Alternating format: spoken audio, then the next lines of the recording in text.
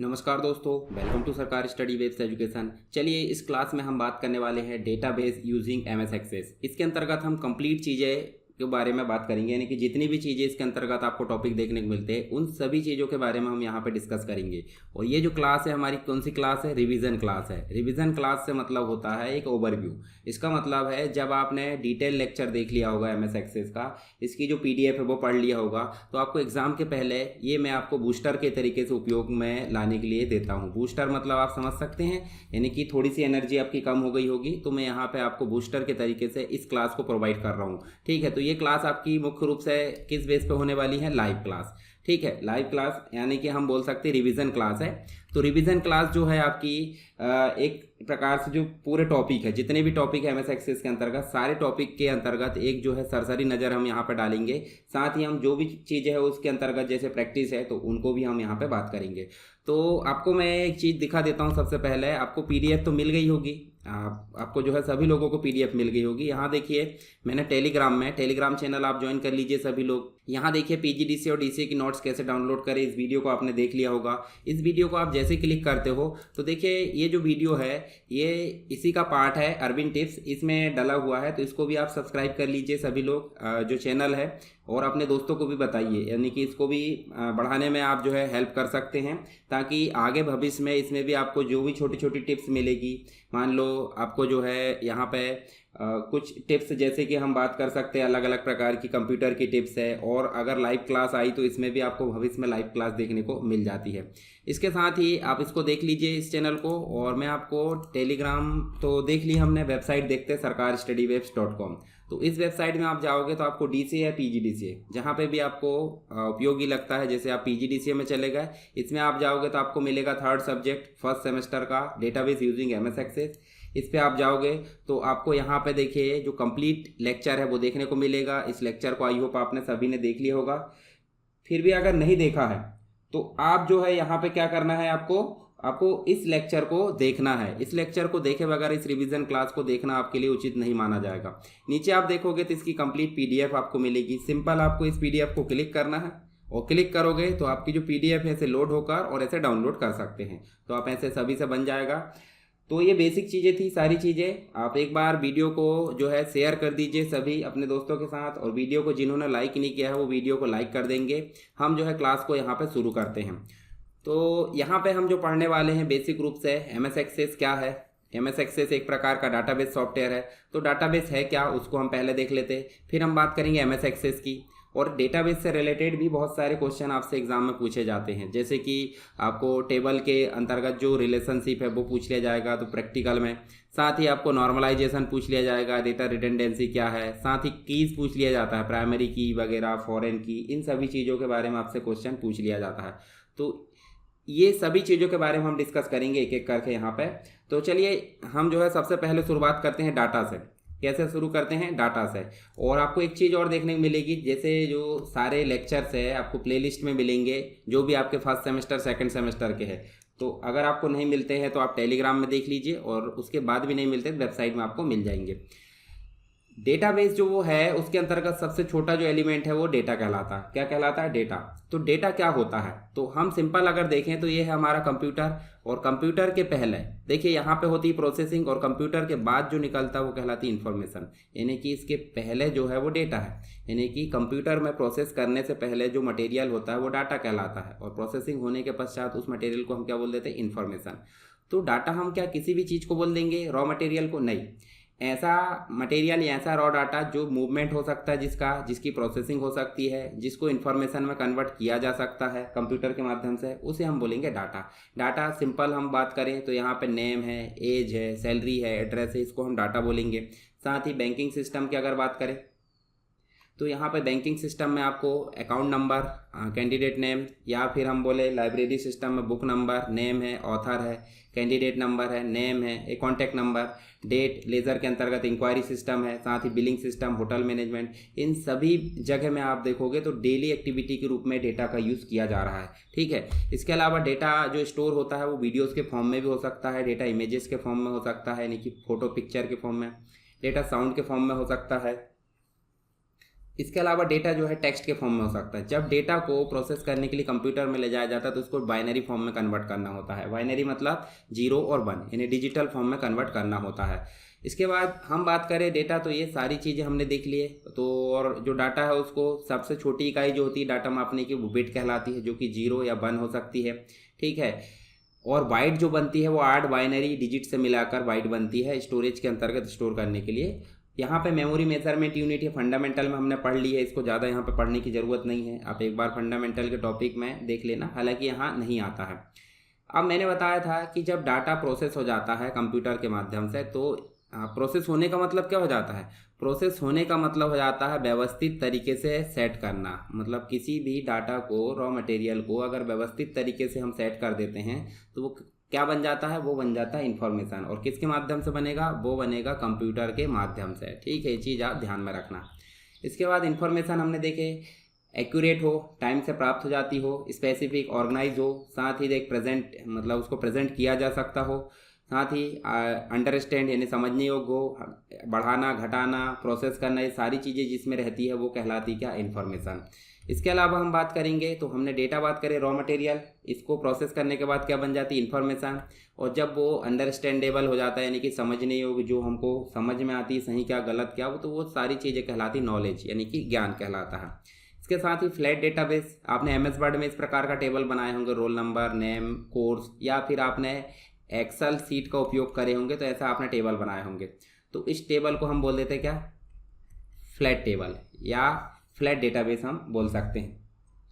इसके बाद आप देखिए यहाँ पे जो डाटा है, डाटा प्रोसेस होने के बाद क्या बन जाता है? इन्फॉर्मेशन। इन्फॉर्मेशन कहीं ना कहीं स्टोर की जाएगी, तो उस स्थान को हम बोल देते हैं डेटाबेस, या उस चीज़ को हम क्या बोल देते हैं? डेटाबेस, ठीक है। अब डेटाबेस को मैनेज करने के लिए भी कोई ना कोई सॉफ्टवेयर की ज़रूरत पड़ेगी। उसके पहले हम देख लेते हैं कि ये डेटाबेस को कैसे ऑर्गेनाइज किया जाता है।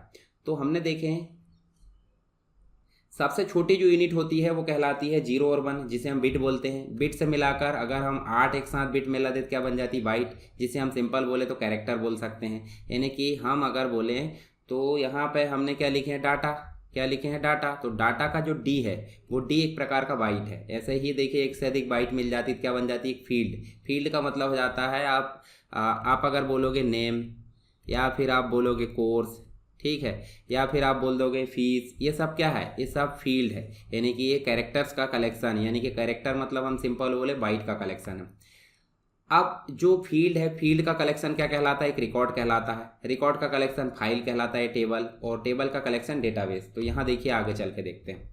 तो यहाँ देखिए सेल्समैन है, सिटी है, सैलरी है और बिजनेस है, या फिर हम ऐसे बोल सकते हैं एक आईडी है, नेम है, मैथ्स है, या फिर जो सब्जेक्ट वगैरह हम देख सकते हैं।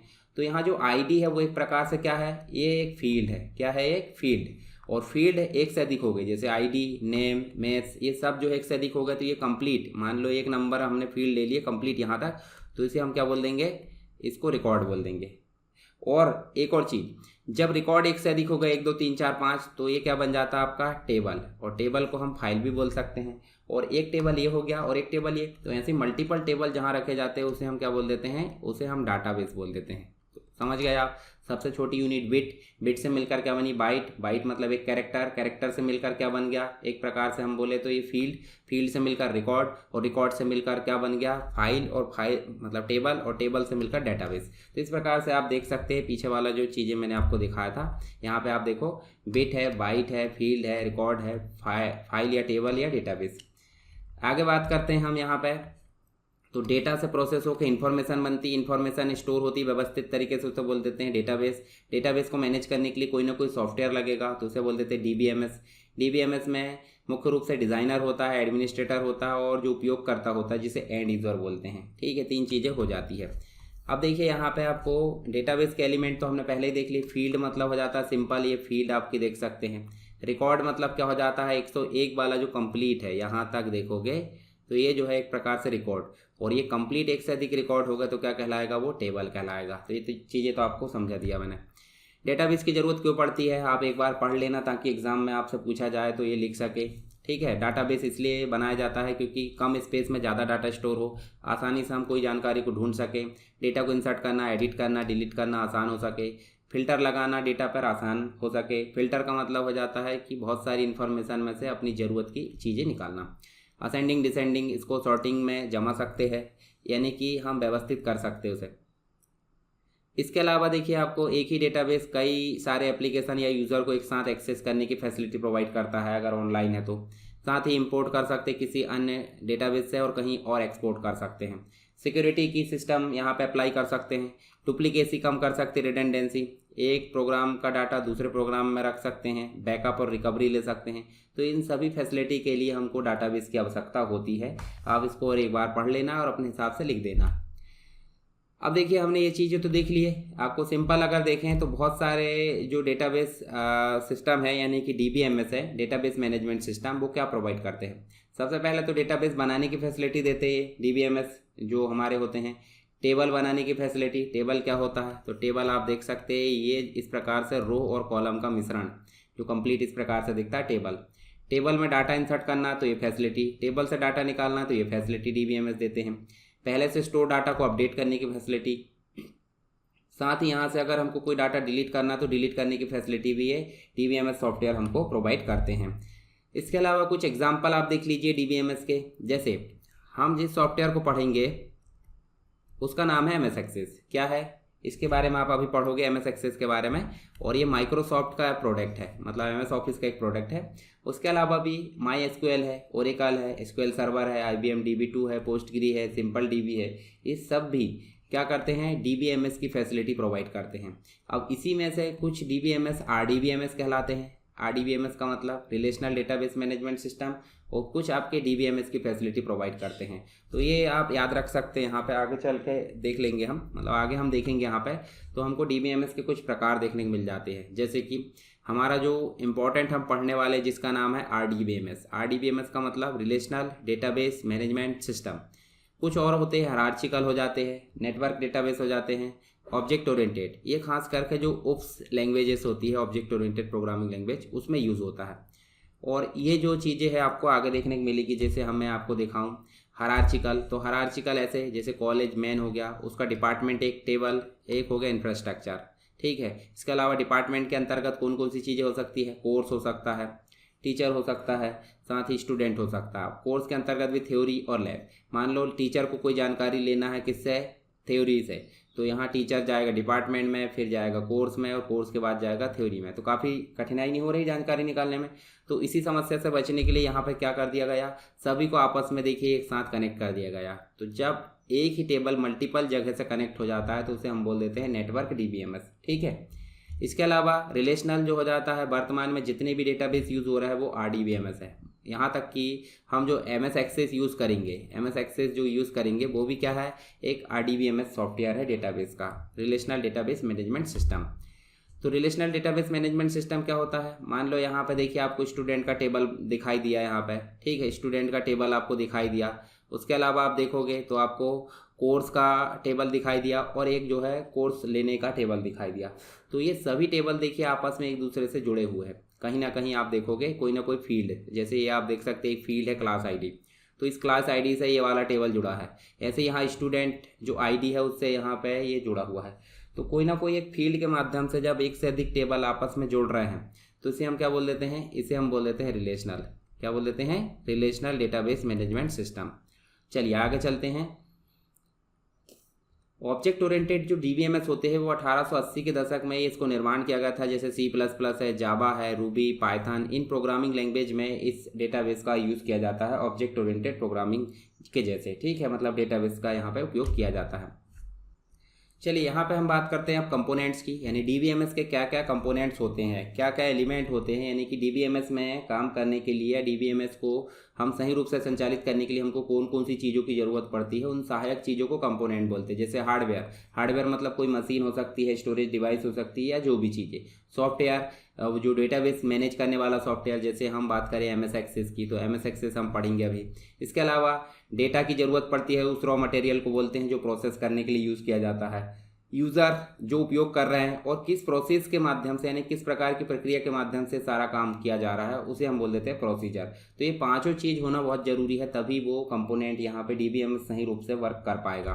इसके अलावा एक और क्वेश्चन आपसे एग्जाम में पूछा जाता है कि ईआर मॉडल क्या है। ईआर मॉडल का मतलब हो जाता है एंटिटी। क्या हो जाता है? Entity relationship model. एंटिटी होती क्या है? एंटिटी मतलब पर्टिकुलर एक टेबल जो होता है उसे हम क्या बोल देते हैं? एंटिटी बोल देते हैं। मतलब एक टेबल को हम अगर बात करें तो एक टेबल को हम यहाँ किसकी संख्या दे देते हैं? एंटिटी की संख्या दे देते हैं। तो आपको ये चीज़ ध्यान में रखना है। इसके अलावा आप देखोगे तो आपको जो है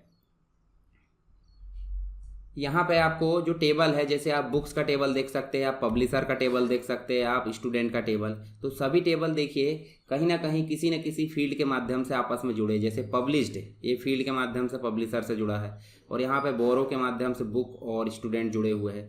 तो यहाँ जो जुड़े रहने का सिंबल है वो है डायमंड, और एंटिटी का सिंबल क्या हो गया आपका? चौकोन बॉक्स, और जो एट्रीब्यूट है या फील्ड का सिंबल हो गया सर्कल, और बाकी फ्लो लाइन आपकी कनेक्टिविटी के लिए यूज़ हो रही है। तो इतनी चीज़ यहाँ पे जुड़ जाती है क्या? ईआर मॉडल में, यानी एंटिटी रिलेशनशिप मॉडल में।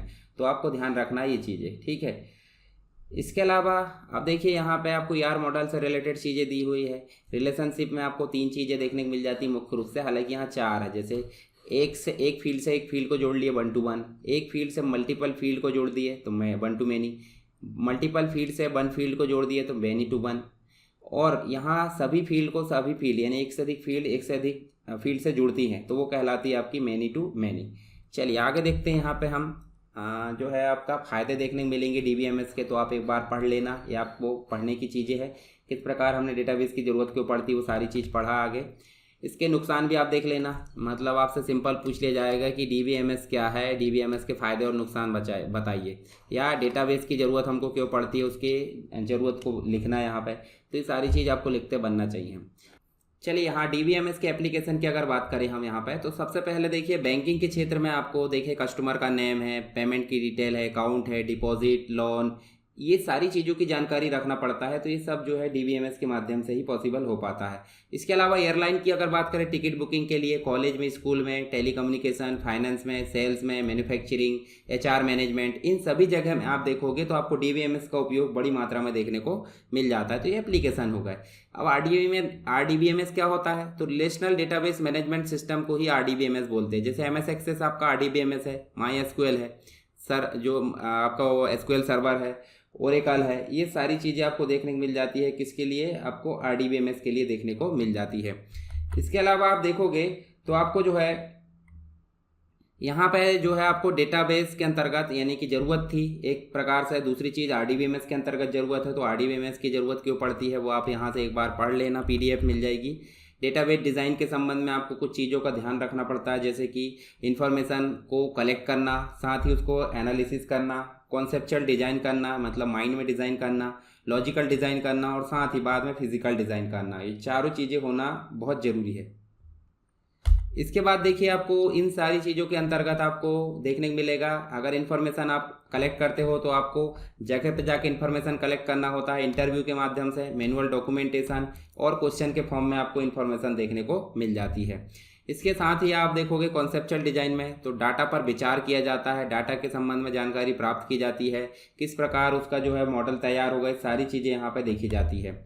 फिर कॉन्सेप्चुअल डिज़ाइन में आपको ईआर मॉडल भी देखने को मिल जाता है, जिसके बारे में हमने पढ़े। एक टेबल का दूसरे टेबल से रिलेशनशिप मिल जाता है। डेटाबेस में कोई भी पार्ट जो है कठिन कॉम्प्लेक्स ना हो उसके लिए नॉर्मलाइजेशन और एनोमली चेक देखने को मिल जाता है। ये टूल्स होते हैं। लॉजिकल डिज़ाइन में आप देखिए डेटाबेस का स्ट्रक्चर यहाँ पर तैयार किया जाता है, डेटाबेस में क्या इन्फॉर्मेशन स्टोर होगी ये सारी चीज़ें डिफाइन की जाती है। फिजिकल डिज़ाइन की अगर बात करें तो डेटाबेस डिज़ाइन की फिजिकली डिज़ाइन किया जाता है, मतलब स्पेसिफिक जो स्टोरेज है उसका चुनाव किया जाता है यहाँ पर। साथ ही आप देखोगे तो आपको नेक्स्ट जो टॉपिक देखने को मिल जाता है डेटाबेस के अंतर्गत रिडंडेंसी। अब रिडंडेंसी क्या होती है बताइए मुझे। तो यहाँ देखिए आपके सामने टेबल दिख रहा है, टेबल में देखिए एक राकेश नाम का रिकॉर्ड ये है और एक राकेश नाम का रिकॉर्ड ये है। मतलब हम सीधे सीधे बोले तो अगर एक ही रिकॉर्ड को एक से अधिक बार मतलब जो है एंटर किया जाता है, एक ही रिकॉर्ड या एक ही जैसी इन्फॉर्मेशन को एक से अधिक बार एंटर किया जाएगा तो उसे हम बोल देते हैं डेटा की रिडंडेंसी, यानी कि डेटा की डुप्लीकेसी हम बोल सकते हैं। अब मुझे बताइए डेटा की डुप्लीकेसी यानी डेटा रिडंडेंसी अगर होगी तो क्या ये हम जब सुधारेंगे तो सुधारते समय जैसे मान लो एक के बारे में हमने इन्फॉर्मेशन चेंज कर दिए, दूसरे के बारे में अगर चेंज करना है तो उसके लिए उसको ढूंढना पड़ेगा। मतलब हम सीधे सीधे बोलें तो डुप्लीकेट होने के कारण रिकॉर्ड को अपडेट करने में थोड़ी प्रॉब्लम होती है। तो रिकॉर्ड को अपडेट करने में जो प्रॉब्लम होती है डुप्लीकेट वाले, उसे बोल देते हैं इनकंसिस्टेंसी। क्या बोल देते हैं? इनकंसिस्टेंसी। तो डेटा रिडंडेंसी और डेटा इनकंसिस्टेंसी, इन दोनों को दूर करने के लिए हमारे पास में एक टेक्निक होती है जिसे हम बोलते हैं नॉर्मलाइजेशन। तो नॉर्मलाइजेशन हम सीधे सीधे क्या बोलें? नॉर्मलाइजेशन को हम बोलें तो कठिन डाटा को सरल करने की तकनीक को हम क्या बोल देंगे? नॉर्मलाइजेशन बोल देंगे। तो नॉर्मलाइजेशन के अंतर्गत हमको क्या देखने को मिल जाता है कि देखिए डुप्लीकेसी कम करना, खाली वैल्यू को यहाँ पे कम करना, अधिक कॉम्पैक्ट डेटाबेस में जो है परिणाम देता है ये। तो यहाँ पे हम देखिए डेटा संशोधन के मुद्दों को कम करना है, मतलब बार बार डेटा एडिट करना, उसके जो मतलब एक प्रकार से कंडीशन उसको कम करना, जो क्वेरी है उसको सरल बनाना, समझने में आसान रहना चाहिए। डेटाबेस पर यहाँ देखिए मौजूदा जो डेटाबेस है उसमें ज़रूरी रूप से प्रभावित किए बिना डेटाबेस पर विस्तार कर सकते हैं। इसके अलावा देखिए इंडेक्स बनाना, सॉर्टिंग करना बहुत तेज़ी से, ये सारी चीज़ें हो सकती है किसके माध्यम से? नॉर्मलाइजेशन के माध्यम से। एग्जाम में ये क्वेश्चन बहुत ही इंपॉर्टेंट है, पूछा जाता है। तो इस टेबल को देखिए, ये टेबल में देखिए एल्बम आईडी है, मतलब फील्ड नेम है, एल्बम आईडी एल्बम नेम है, डेट रिलीज है, आर्टिस्ट आईडी है, जेनर आईडी है, यानी कि एल्बम जो होता है वो आईडी। तो यहाँ देखिए आप देखोगे तो ये टेबल में एक से अधिक फील्ड है और थोड़ा सा घिचपिच हो गया, यानी कि कॉम्प्लेक्स हो गया डेटा। तो इस टेबल से हम दो सरल टेबल बना ले रहे हैं, एक जेनर वाला जेनर आईडी और यहाँ जेनर मतलब नेम, और एक बना लिया हमने आर्टिस्ट आईडी और आर्टिस्ट नेम। तो इस प्रकार से इस बड़े टेबल को हमने जो है सरल कर दिए हैं दो टेबल बनाकर। मतलब हम सिंपल बोले थे, एक बड़ा काम हम करते कि नहीं, तो बड़े काम को करने में थोड़ी कठिनाई होती है तो उसको टुकड़ों टुकड़ों में बांट दिया जाता है। क्यों? क्योंकि काम आसान हो जाता है और जल्दी भी हो जाता है, समझने में सरल हो जाता है। तो ऐसे ही बड़े काम को छोटे टुकड़ों में बांटा जाता है, वैसे यहाँ बड़े टेबल को, कॉम्प्लेक्स टेबल को हमने क्या करे हैं? सरल। तो इस सरल करने वाली तकनीक को ही क्या बोल देते हैं? सरलीकरण, या फिर हम बोलें तो नॉर्मलाइजेशन। एग्जाम में ये पूछा जाता है। तो नॉर्मलाइजेशन के अंतर्गत आपको मुख्य रूप से फर्स्ट नॉर्मल फॉर्म देखने को मिल जाता है, second normal form, third normal form, BCNF, fourth NF और 5NF। तो आप मुख्य रूप से याद रखेंगे 3 तक, BCNF तक भी आ जाता है। तो आपसे एग्जाम में अगर पूछा जाए तो इनको आप समझा सकते हैं। तो क्या होते हैं ये देख लेते हैं। फर्स्ट अगर देखें पहले नॉर्मल फॉर्म में, तो कंडीशन क्या होनी चाहिए? कोई भी डुप्लीकेट वैल्यू नहीं होनी चाहिए। ठीक है, कोई भी डुप्लीकेट वैल्यू यहाँ पे नहीं होनी चाहिए, तभी नॉर्मल फॉर्म होगा। दूसरी चीज़ यहाँ पे जो है आपको सिंगल, एक ही सेल में एक वैल्यू होना चाहिए, एक सेल में डबल वैल्यू नहीं होना चाहिए। तीसरी चीज़ बोली जा रही है कॉलम में एंट्रीज का प्रकार एक ही जैसा होना चाहिए। चलिए एग्जांपल समझते हैं। जैसे यहाँ केमिस्ट्री दिया है, फैकल्टी डिपार्टमेंट, प्रोफेसर दिया अभय सिंह, पर इसके अंतर्गत आपको 1 2 3 चीज़ें देखने को मिल जा रही है। तो क्या हो जा रही है? Complex data. तो ऐसा नहीं होना चाहिए, कॉम्प्लेक्स डेटा नहीं होना चाहिए। अगर ऐसा हुआ तो ये नॉर्मलाइजेशन हुआ क्या? नहीं। ऐसे कंप्यूटर साइंस डिपार्टमेंट की अगर बात करें तो आपको राहुल जैन देखने को मिल रहा है और यहाँ पे आपको देखने को मिल रहा 3 चीज़ें। तो जब ये इस प्रकार की चीज़ें देखने को मिल जाती है तो फर्स्ट नॉर्मल फॉर्म नहीं होगा। तो इसको सरल कैसे करेंगे? इसको सरल करने के लिए हम देखिए अभय सिंह जो था इसके अंतर्गत 3 थे, तो तीनों जगह हमने क्या लिख दिया? अभय सिंह। तीनों जगह हमने केमिस्ट्री लिख दिया, यानी कि एक सेल में जो है एक ही रिकॉर्ड होना चाहिए। देखिए इस प्रकार से एक एक। तो अभी आपको सही मायने में क्या देखने को मिल रहा है? नॉर्मलाइजेशन। ठीक है। इसके अलावा देखिए आपको हर एक को हमने सेपरेट सेपरेट यहाँ डिवाइड कर दिए, तो ये हो जाता है आपका फर्स्ट नॉर्मल फॉर्म। ठीक है, मतलब पहले आप देखोगे कठिन था, कॉम्प्लेक्स, इसको हमने सरल कैसे करें? फर्स्ट नॉर्मल फॉर्म में। सेकंड नॉर्मल फॉर्म क्या हो जाता है? जब फर्स्ट नॉर्मल फॉर्म में रहे वो। और दूसरी चीज़, नॉन की एट्रीब्यूट पूरी तरीके से प्राइमरी की पर निर्भर होना चाहिए। नॉन की एट्रीब्यूट का मतलब अगर मान लो ये प्राइमरी की है, ये मुखिया है इस टेबल का, तो ये जो प्रोफेसर है, रूम कैपेसिटी, एनरोलमेंट लिमिट, ये सारे जो है किस पर डिपेंड होने चाहिए? इस पर। जैसे घर के मुखिया पर सभी डिपेंड होते हैं कि नहीं, वैसे ही। परंतु आप देख सकते हैं यहाँ पे कोर्स के साथ में रूम जो है यहाँ पे देखिए डिपेंड नहीं है, रूम कैपेसिटी डिपेंड नहीं है, एनरोलमेंट लिमिट डिपेंड नहीं है, प्रोफेसर हो सकता है। तो ये जो टीचर रिलेशनशिप वाला जो सिस्टम है वो सेकंड नॉर्मल फॉर्म नहीं है। इसको सरल कैसे करोगे? तो ये कॉम्प्लेक्स टेबल को हम सरल बनाने के लिए करेंगे इसको 3 भाग में डिवाइड। 3 भाग में कैसे भाई? आप देखिए कोर्स, प्रोफेसर और एनरोलमेंट लिमिट का एक टेबल बना दिए, दूसरा हमने कोर्स और रूम का एक टेबल बना दिए, फिर उसके बाद हमने एक टेबल और बना दिए रूम और रूम कैपेसिटी। तो सिंपल सी बात है, हमको जो है जो कठिन टेबल था, कठिन को हमने क्या कर दिया? सरल। अब कैसे? रूम पर रूम कैपेसिटी डिपेंड है, कोर्स पर प्रोफेसर और एनरोलमेंट लिमिट डिपेंड है, कोर्स यहाँ पे है तो इसके लिए रूम जो है रूम नंबर इस पे ऊपर डिपेंड है, यानी कि जो की है इसके ऊपर नॉन की एट्रीब्यूट डिपेंड होना चाहिए। साथ ही एक सेल में एक नंबर होना चाहिए, एक जो आपका रिकॉर्ड होना चाहिए, या एक फिर एक वैल्यू होना चाहिए। तो इस प्रकार से जो मुखिया है, मुखिया पर बाकी फील्ड डिपेंड होती है, तब कहलाता है सेकंड नॉर्मल फॉर्म। ध्यान रहेगा। नेक्स्ट देखते हैं third normal form. Third normal form जब होगा, कब? जब वो सेकंड नॉर्मल फॉर्म में होगा। ठीक है, जैसे मान लो ये देखिए यहाँ पे आपको कॉलेज में फर्स्ट ईयर के सभी स्टूडेंट ओम हॉस्पिटल में रहते हैं, ओम हॉस्टल में रहते हैं। सेकंड ईयर के जय हॉस्टल में रहते हैं। इसके अलावा आप देखोगे तो देखिए यहाँ पे आपको सिंपल रोल नंबर है, नेम है, डिपार्टमेंट है, ईयर है और हॉस्टल। जबकि ईयर में देखिए आपको कुछ चीज़ें रिपीट हो रही है, तो ये क्या थर्ड नॉर्मल फॉर्म में है क्या? नहीं, थर्ड नॉर्मल फॉर्म में नहीं हो सकता, सेकंड नॉर्मल फॉर्म में हो सकता है। तो हम यहाँ सीधे सीधे इसको कन्वर्ट कैसे करेंगे? तो सिंपल हम यहाँ पे जो ईयर है, देखिए हमने यहाँ पे ईयर को जो है 1 2 फिर 1 3 2 2 जो है बार बार रिपीट हो रहा है, तो हम क्या करेंगे यहाँ पे 1 2 3 को यहाँ एक साथ लिखे और ओम जय जगदीश हरि इस प्रकार हॉस्टल नेम लिख दिए। और यहाँ पे आप देखोगे तो बार बार रिपीट हो रहा है, तो इसको आप अलग ही कर लो। अलग कर लिए तो डुप्लीकेट हुए के नहीं, 1 2 3 4 5 4 तक आ गए और यहाँ से ये नंबर। और दूसरा वाला जो है जिसके अंतर्गत देखिए आप देखोगे तो रोल नंबर के अंतर्गत ये सभी चीज़ इसके ऊपर डिपेंड है, और साथ ही यहाँ पे जो आपका थर्ड नॉर्मल फॉर्म देखने को मिल जाता है। तो ऐसे आप एग्जांपल बना के और थ्योरी लिख दोगे तो आपको यहाँ पे नंबर मिल जाएंगे। ऐसे ही नेक्स्ट आप देखोगे तो 22 कोड नॉर्मल फॉर्म देखने को मिल जाता है, तो थर्ड नॉर्मल फॉर्म में होना चाहिए। ठीक है, इसके अलावा देखिए BCNF में हम रिलेशनशिप की सभी कैंडिडेट की तक अपने विचार को बताते हैं। जो विचार योग्य होते हैं 2 या 2 से अधिक कैंडिडेट की सामान्य एट्रीब्यूट को विभाजित कर सकते हैं। जैसे यहाँ देखोगे तो आप देखोगे यहाँ पे देखिए प्रोफेसर को डिपार्टमेंट, हेड डिपार्टमेंट और जो परसेंट टाइम है वो देखने को मिल जाता है।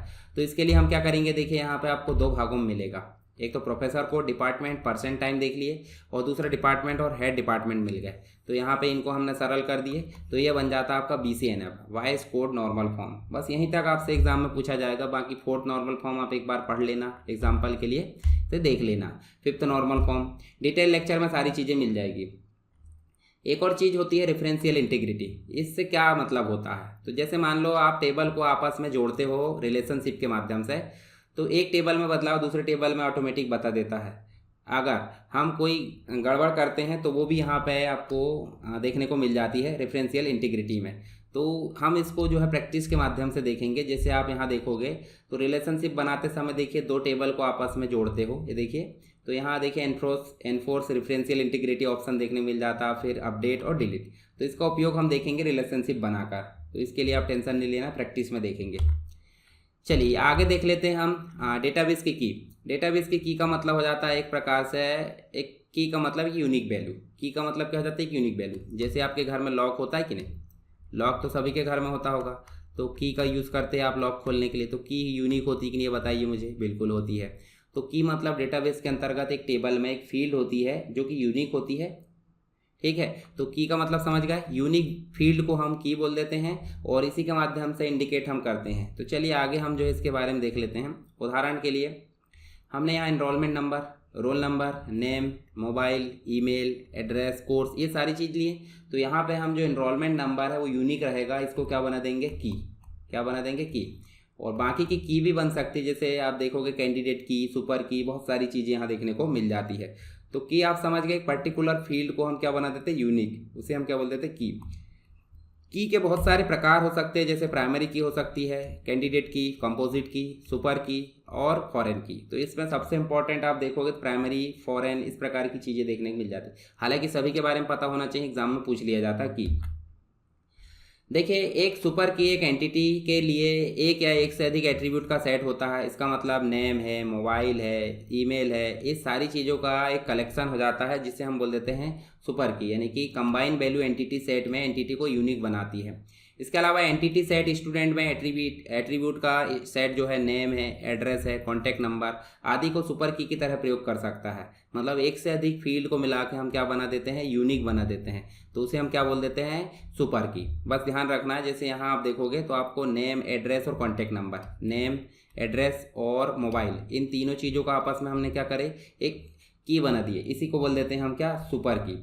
आगे देखोगे कैंडिडेट की। तो कैंडिडेट की हम क्या बोल लेते हैं कि भाई प्राइमरी की हम चुनते हैं। जैसे पहली अगर बात करें तो यहाँ पे ये प्राइमरी की है, ये क्या है, ये प्राइमरी की। और इस प्राइमरी की के अलावा अगर हम बात करें तो बाकी जो की बची रहती है उसे हम कैंडिडेट की या अल्टरनेट की बोल देते हैं। जैसे रोल नंबर है, नेम है, मोबाइल है, ईमेल है, ये सब अल्टरनेट की या कैंडिडेट की इन्हें बोल दिया जाता है। इसके अलावा देखिए प्राइमरी की, तो प्राइमरी की वो है रिकॉर्ड होता है जो यूनिक होता है, जो कभी चेंज नहीं होता। ठीक है, यहाँ पे अगर प्राइमरी की इनरोलमेंट नंबर या फिर रोल नंबर, पर नेम को प्राइमरी की रखना पॉसिबल नहीं है, मोबाइल नंबर भी नहीं रख सकते, ईमेल भी नहीं रख सकते, हालांकि रख सकते हैं ईमेल भी, परंतु हो सकता है किसी व्यक्ति ने दो जगह एक ईमेल आईडी लिख दिया हो, तो इससे दिक्कत हो जाती है। तो इनरोलमेंट नंबर कभी डुप्लीकेट नहीं होता, रोल नंबर कभी डुप्लीकेट नहीं होता। तो ऐसे में हम बोल सकते हैं ये क्या कहलाएगी, आपकी प्राइमरी की, जो कि पूरे रिकॉर्ड को यूनिक बनाकर रखती है, इंडिकेट करती है। कंपोजिट की का मतलब हो जाता है एक सिंगल जो है, मतलब एक प्रकार से अगर देखें एक से अधिक कॉलम के पार्ट प्राइमरी की तरह प्रयोग कर सकते हैं। जैसे मान लो आपको प्राइमरी की नहीं मिल रही है तो आप कैसे रख सकते हैं भाई, मोबाइल नंबर और ईमेल दोनों को मिला के आप क्या बना सकते हैं, प्राइमरी की, इसी को बोल देते हैं कंपोजिट की। ठीक है, तो ये ध्यान रखना आपको। फॉरेन की का मतलब सिंपल आप समझ जाइए कि इसमें हमने देखे कोर्स आईडी प्राइमरी की बनाया है 1 2 3, और ये अगर दूसरे टेबल में जाकर काम करती है तो ये से बोल देते हैं फॉरेन की। क्या कहते हैं, फॉरेन की। चलिए प्राइमरी की और फॉरेन की में अंतर देख लेना आप। यहाँ पर डेटाबेस रिलेशनशिप का मतलब जब दो या दो से अधिक टेबल को किसी पर्टिकुलर फील्ड के माध्यम से आपस में जोड़ा जाता है, किसके लिए, डाटा को एक ही जगह से निकालने के लिए, उसे बोल देते हैं डेटाबेस रिलेशनशिप। तो 1 to 1 होती है एक फील्ड को एक फील्ड से जोड़ना, 1 to many हो सकती है, देखिए 1 to 1, 1 to many, many to many। तो ये सब जो हो जाती है आपकी रिलेशनशिप के प्रकार हो जाते हैं। आगे हम इसको बनाना भी देखेंगे, जैसे ये टेबल में हमने बनाए हैं। जैसे देखिए यहाँ पे आईडी से हमने इसको अन्य जो चीज़ें स्टेप है, मतलब एक प्रकार से जो फील्ड उससे जोड़ दिए, तो यहाँ से रिलेशनशिप बन जाती है। 1 to many के अंतर्गत देखोगे तो यहाँ पे देखिए 1 और यहाँ इनफाइनाइट मतलब मैनी। देखिए यहाँ पे आपको इनफाइनाइट का निशान नहीं लगा, इसका मतलब क्या है, ये यहाँ पे 1 to 1 है, और यहाँ पे आपकी मिलेगी 1 to 1 यानी कि इस आईडी से ये सारी फील्ड यहाँ पे क्या हुई है, कनेक्ट है। इसके अलावा देखिए मैनी टू मैनी की अगर बात करें तो दो या दो से अधिक फील्ड आपस में किसी अन्य दो या दो से अधिक से जुड़ जाती है, तो वो कहलाती है मैनी टू मैनी। चलिए अब बात करते हैं यहाँ पे एमएस एक्सेस की। तो एमएस एक्सेस एमएस ऑफिस का एक एलिमेंट है जिसके अंतर्गत हमको डेटाबेस की फैसिलिटी देखने को मिल जाती है। कैसा डेटाबेस, वो भी हम बोले तो हमको मिल जाती है RDBMS। क्या मिल जाता है, RDBMS जैसी फैसिलिटी देखने को मिल जाती है। तो सिंपल अगर देखें तो ये जो है हमारा जो है फ्रंट एंड और बैक एंड दोनों की तरीके से काम करता है। फ्रंट एंड मतलब भाई जहाँ पे हमको यूज़ करने लायक मिलता है डिज़ाइन, और दूसरा बैक एंड मतलब डेटाबेस की फैसिलिटी, मतलब इसमें हमको फॉर्म है, रिपोर्ट है, ये सारी चीज़ मिल जाती है। बैक एंड में हमको टेबल जैसी फैसिलिटी भी मिल जाती है जहाँ डेटा स्टोर होता है। तो चलिए एमएस एक्सेस में वर्क करना देखेंगे। यहाँ मुख्य रूप से हमको जो है 4 चीज़ें देखने को मिल जाती है। 4 चीज़ें कौन कौन सी वो अभी मैं बता देता हूँ आपको। 4 चीज़ें यहाँ मुख्य रूप से हम पढ़ेंगे टेबल के बारे में, उसके बाद क्वेरी के बारे में पढ़ेंगे, उसके बाद फॉर्म के बारे में पढ़ेंगे, फिर रिपोर्ट के बारे में, और टेबल के मध्य आपस में कनेक्टिविटी करना है तो हमको पढ़ना पड़ेगा रिलेशनशिप। क्या पढ़ना पड़ेगा, रिलेशनशिप। तो टोटल हमको पढ़ना है 5 चीज़ों के बारे में। किसके बारे में पढ़ना है, 5 चीज़ों के बारे में। तो ये 5 चीज़ों के बारे में हम चलिए एक एक करके यहाँ पे ध्यान देते हैं। मैं इसको जो है बंद कर देता हूँ यहाँ पे। इसमें आपको जो भी मैं आगे पढ़ाऊँगा वो सारी चीज़ें आपको क्या देखने को मिल जाएगी, नोट्स के रूप में। जैसे आप देखोगे कंप्लीट नोट्स आपको यहाँ पे मिल जाएगी एमएस एक्सेस की। और ये नोट्स कहाँ मिलेगी, ये नोट्स मिलेगी आपको कहाँ पे, ये नोट्स मिलेगी आपको वेबसाइट के अंतर्गत। देखिए यहाँ पे जाओगे तो वेबसाइट में जाओगे, ये कंप्लीट वीडियो जरूर देख लेना। यहाँ नीचे जाओगे तो नोट्स आपको मिल जाएगी। तो नोट्स में आप देख लोगे अपनी जो चीज़ें हैं वो सारी चीज़ें यहाँ पे आपको मिल जाएगी।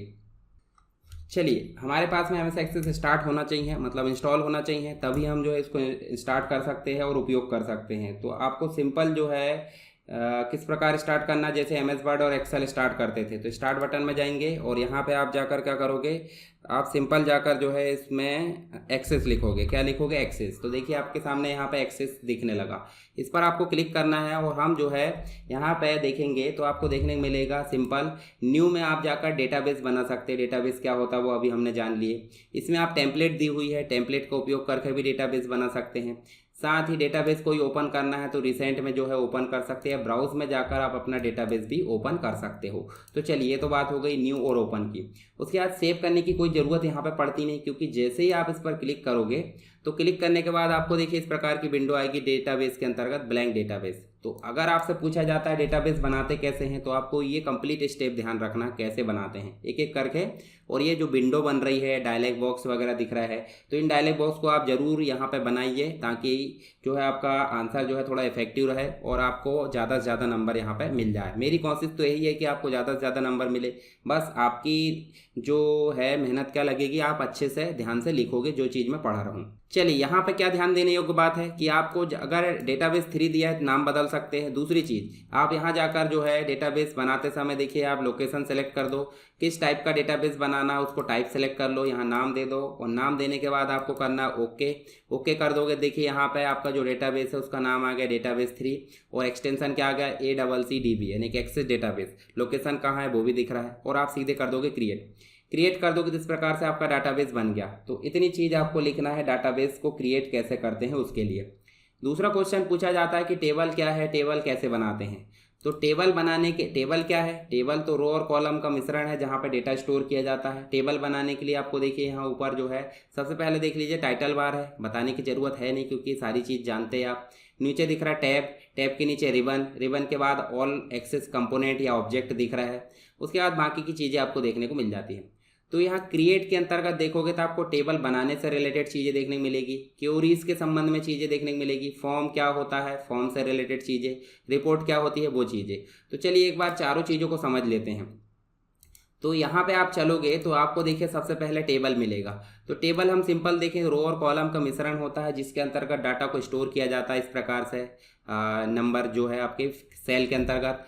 और अगर हमको इन डेटा में से अपनी इच्छा अनुसार कोई डाटा को निकालना है तो उसके लिए बनाई जाती है क्यूरीज। ठीक है, क्यूरी मतलब हो जाता है अपनी इच्छा अनुसार रिकॉर्ड को देखना, उसे बोल देते हैं क्यूरी। अगर यूज़र से इनपुट कराना है टेबल में तो आपको जो है फॉर्म बनाने की ज़रूरत पड़ती है। और अगर जितना डाटा स्टोर किए है उसको अगर एक साथ देखना चाहते हैं तो हमको किसकी ज़रूरत पड़ती है, रिपोर्ट की। तो चारों चीज़ें हम जो है बनाना यहाँ देख लेते हैं, साथ ही उनको एडिट करना और उनमें काम करना। तो आपको सबसे पहले में क्रिएट के अंतर्गत जाओगे तो यहाँ देखिए आपको टेबल देखने को मिलेगा। ये टेबल में आप जाओगे तो टेबल में आपको टेबल बनाने से रिलेटेड पहला दिख रहा है डेटा सीट व्यू में ब्लैंक टेबल बन जाएगा जहाँ फील्ड भी नहीं रहेगी और डेटा भी नहीं। दूसरा बन रहा है टेबल डिज़ाइन, तो टेबल डिज़ाइन यहाँ पर मिल जाएगा आपको। तो हम पहला क्या बनाएंगे, टेबल डिज़ाइन के माध्यम से। तो टेबल डिज़ाइन जैसे हमने क्लिक करे देखिए यहाँ पे टेबल डिज़ाइन की विंडो डिस्प्ले हो गई जिसके अंतर्गत टेबल नाम लिखा है, फील्ड नेम लिखा है, डेटा टाइप लिखा है और डिस्क्रिप्शन लिखा है। साथ ही हम यहाँ फील्ड नेम में क्या लिखेंगे भाई, सिंपल सी बात है, हम स्टूडेंट आईडी लिख देते हैं SID। फील्ड नेम देते समय ध्यान रखना है कि जो फील्ड है उसके बीच में स्पेस नहीं होना चाहिए। साथ ही स्पेशल सिंबल जैसे -S का निशान या बाकी चीज़ें नहीं होना चाहिए। चाहे तो आप अंडरस्कोर का निशान लगा सकते हैं, परंतु हम सीधे यहाँ लिख देते हैं SID यानी स्टूडेंट आईडी। स्टूडेंट आईडी में क्या एंटर किया जाएगा उसके लिए होते हैं डाटा टाइप। तो डाटा टाइप क्या होते हैं समझ लीजिए। डाटा टाइप मतलब ऐसी चीज़ जो इस फील्ड में एंटर किए जाने वाली जो वैल्यू है उसको निर्धारित करता है। जैसे शॉर्ट टेक्स्ट, छोटा टेक्स्ट लिख सकते हैं आप। इसके अलावा जो है आप क्या कर सकते हो, आप जो है यहाँ पे लॉन्ग टेक्स्ट यानी लंबा टेक्स्ट लिख सकते हो, नंबर लिख सकते हो 1 2 3 4 5, बड़े नंबर लिख सकते हैं 10 नंबर से ज़्यादा। डेट एंड टाइम लिख सकते हो, डेट एंड टाइम एक्सटेंड वाली। करेंसी, अगर कोई ऐसा टेबल बना रहा है जहाँ पे अंतर्राष्ट्रीय स्तर की करेंसी आप मेंटेन कर रहे हैं तो करेंसी ले सकते हैं। ऑटो नंबर मतलब 1 2 3 4 5 खुद ब खुद आएगा। वन वैल्यू यस नो के रूप में लेना चाहते हैं तो यस नो। OLE ऑब्जेक्ट ले सकते हैं आप। इसके अलावा हाइपरलिंक ले सकते हो, अटैचमेंट ले सकते हो, कैलकुलेटेड और लुकअप विजार्ड। तो आपको मुख्य रूप से 8-10 यहाँ पे याद रखना है ताकि एग्जाम में आए तो इनको आप लिख सको। इन सभी चीज़ों से रिलेटेड जानकारी आपको नोट्स में अच्छे से मिल जाएगी डिटेल में। चलिए यहाँ पे स्टूडेंट आईडी के अंतर्गत हम ले लेते हैं नंबर टाइप का। उसके बाद हम ले लेते हैं एस नेम, मतलब हमारा एस नेम आना चाहिए। ठीक है, एस नेम किस टाइप प्रकार का रहेगा, तो ये शॉर्ट टेक्स्ट, छोटा टेक्स्ट यहाँ रहेगा। एस नेम के बाद हम ले लेते हैं कि इसका कोर्स क्या रहेगा। ठीक है, कोर्स आपका जो रहेगा ये सिंपल अगर देखें तो शॉर्ट टेक्स्ट रहना चाहिए। शॉर्ट टेक्स्ट की वजह हम यहाँ पे लुकअप विजार्ड भी ले सकते हैं। क्यों, शॉर्ट टेक्स्ट तो हो गया सिंपल टाइप करना, पर लुकअप विजार्ड का मतलब हो जाता है कि कोर्स में DCA PGDCA या जो भी चीज़ें वो ऑटोमेटिक आना चाहिए। ठीक है, तो यहाँ पे आपको क्या सिंपल करना है, यहाँ पे लुकअप विजार्ड लेना है। लुकअप विजार्ड लोगे तो एक डायलॉग बॉक्स आएगा लुकअप विजार्ड का, कभी भी आप मतलब बहुत सारी मल्टीपल फील्ड यहाँ लाना चाहते हैं, मल्टीपल वैल्यू, तो आपको लुकअप विजार्ड का उपयोग करना है और यहाँ फील्ड की जगह आपको टाइप करना है आई विल टाइप और नेक्स्ट करना है। यहाँ पे लिखना है कि भाई आपको कोर्स कौन कौन से, जैसे DCA है, फिर लिखना है PGDCA, यहाँ लिख दो BCA, यहाँ लिख दो MSc, ठीक है, और आप कर दो सिंपल नेक्स्ट और नेक्स्ट करने के बाद फिनिश कर दो। इसका मतलब कोर्स के अंतर्गत क्या आएगा, BCA PGDCA DCA ऑटोमेटिक आएगा। कोर्स के बाद आप लिख दो क्या इसका एड्रेस। एड्रेस आप कैसे लोगे, लॉन्ग टेक्स्ट में, तो लॉन्ग टेक्स्ट लेने की जगह आप जो है इस प्रकार से, चलिए लॉन्ग टेक्स्ट ले लेते ये, और आप सिटी भी लिख सकते हो, सिटी, भाई सिटी ले लोगे तो कोई भी आप इस प्रकार से सिटी लोगे तो शॉर्ट टेक्स्ट में आप लुकअप विजार्ड दे सकते हो। तो चलिए सिटी नहीं लेते हैं, सिटी की जगह आपके ले लो DOB ले लेते हैं। और DOB आप कैसे लोगे, डेट एंड टाइम में, ठीक है। तो इतनी फील्ड हमने ले ली है, इस प्रकार से आप डाटाबेस जो टेबल है वो बनाना है। अब एक चीज़ और समझिए, उदाहरण के लिए आपसे पूछ लिया जाए डाटा टाइप, तो क्वेश्चन आ गया, टेबल डिज़ाइन करना वो भी आपसे बन गया। नीचे आप चलोगे थोड़ा तो नीचे आपको देखने को मिलेगा, देखिए मैं आपको नीचे जो है फील्ड दिखाता हूँ, ये फील्ड जो है, ये फील्ड आप देखोगे तो आपको देखने को मिलेगा यहाँ पे जो भी आपका डाटा टाइप होता है फील्ड में, जो वैल्यू इनपुट किया जाना उसका डाटा टाइप, और डाटा टाइप की क्या वैल्यू होगी, क्या प्रॉपर्टीज होगी, उनको बोल देते हैं फील्ड प्रॉपर्टी। क्या बोल देते हैं, फील्ड प्रॉपर्टी। तो फील्ड प्रॉपर्टी के अंतर्गत आपको कुछ चीज़ें ध्यान रखना, जैसे फील्ड का साइज क्या कितना रहेगा, फील्ड साइज तो ठीक है, फॉर्मेट क्या रहेगा, इनपुट मास्क क्या रहेगा, सारी चीज़ें, कैप्शन क्या रहेगी, डिफ़ॉल्ट वैल्यू क्या रहनी चाहिए उसके अंतर्गत, वैलिडेशन है, वैलिडेशन का टेक्स्ट है, टाइप करना जरूरी है, खाली छोड़ दें, इंडेक्सिंग, उसके बाद टेक्स्ट का लाइन, इन सभी चीज़ों को भी आप थोड़ा सा ध्यान रखिए ताकि फील्ड प्रॉपर्टी का क्वेश्चन आपसे छूटे ना। तो चलिए अब बात करते हैं प्राइमरी की। तो ये जो आपने लिए हैं SID, ये क्या है, एक प्रकार से ये प्राइमरी की बनाने लायक है। जैसे नेम डुप्लीकेट हो सकते हैं, कोर्स डुप्लीकेट, एड्रेस है, डेट ऑफ बर्थ, पर स्टूडेंट की ID आपकी डुप्लीकेट नहीं होगी, ध्यान रखना। तो आप सीधे इसके ऊपर राइट क्लिक करोगे और यहाँ देखिए आपको क्या ऑप्शन आ रहा है, प्राइमरी की। जैसे आपने यहाँ प्राइमरी की पर क्लिक करे तो देखिए इसके सामने एक की लग गई, या तो फिर टेबल डिज़ाइन में जाकर प्राइमरी की पर क्लिक कर देंगे तो क्या बन जाएगी, ये प्राइमरी की। ज़्यादातर यही उपयोग होती है यूनिक वैल्यू रखने के लिए। उसके बाद सिंपल हमको टेबल पर राइट क्लिक करना है और सेव कर देना है। उसका टेबल का नाम दे दो कि भाई रजिस्ट्रेशन टेबल है, ये स्टूडेंट का रजिस्ट्रेशन टेबल है, ओके कर दो। जब भी हम सेव करेंगे इस प्रकार बंद कर दो तो टेबल बनकर कहाँ आ गया, ऑब्जेक्ट के अंतर्गत। तो जब भी आप टेबल बनाओगे टेबल यहाँ आ जाएगा, नया टेबल बनाओगे, नई क्वेरी बनाओगे, फॉर्म बनाओगे, रिपोर्ट बनाओगे, धीरे धीरे करके नीचे आ जाएगा। तो ये हो जाती है एक प्रकार से क्या आपकी एक्सेस के जो ऑब्जेक्ट है वो। हम एक और टेबल बनाना देख लेते हैं क्रिएट के थ्रू। हम टेबल डिज़ाइन के थ्रू भी बना, मतलब जो टेबल डेटा सीट है उसके थ्रू भी बना सकते हैं। यहाँ देखिए डेटा टाइप लिए, नाम लिखे, डेटा टाइप लिए, नाम लिखे, तो ऐसे से भी बना सकते हैं। हम एक और टेबल बना लेते हैं, फिर वैल्यू इनपुट करेंगे। तो टेबल डिज़ाइन के माध्यम से गए और यहाँ पे फिर से हमने लिखे कि हमको फीस ID यानी कि FID लेना है, और FID कैसी रहेगी हमारी, न्यूमेरिक। उसके बाद यहाँ SID मतलब स्टूडेंट ID क्या रहनी चाहिए, तो हमने जो स्टूडेंट ID दूसरे देखे, हमको यहाँ पे जो स्टूडेंट ID है इसमें जाओगे तो आपको कैसे देखने को मिल रही, नंबर। तो दूसरे टेबल में जाके आप उसको टाइप भी क्या ले लोगे, नंबर। हम ये क्यों रख रहे हैं, क्योंकि एक टेबल को दूसरे टेबल से हमको जोड़ना है, किसके माध्यम से, इस SID जो प्राइमरी की है। पर दूसरे टेबल में जाकर वो कैसी बन जाएगी, फॉरेन की। फॉरेन की का मतलब हो जाता है एक टेबल में जो प्राइमरी की होती है वो दूसरे टेबल में जाकर फॉरेन की बन जाती है। फिर उसके बाद इसका जो मतलब जो अमाउंट है, अमाउंट कितना दिया है इस व्यक्ति ने वो लिख लो यहाँ पे। उसके बाद अमाउंट कैसा रहना चाहिए, भाई अमाउंट नंबर में रहना चाहिए। डेट ऑफ पे यानी कि कब पे किया है उसके लिए डेट एंड टाइम ले लो, ठीक है। इतनी चीज़ लेने के बाद इसको प्राइमरी की कहाँ बनाएंगे अपन, देखिए स्टूडेंट ID को प्राइमरी की नहीं बना सकते क्योंकि ऑलरेडी कहीं पे वो प्राइमरी की बनी हुई है, तो दूसरे टेबल में फॉरेन की का काम कर रही। हम बना देते हैं फील्ड को प्राइमरी, मतलब जो फीस ID को प्राइमरी की, और इसको राइट क्लिक करके हम कर देते सेव, और इसका नाम दे देते हम क्या, फीस। अब देखिए हमारे पास में दो टेबल बन चुके हैं, इसको क्लोज कर दो।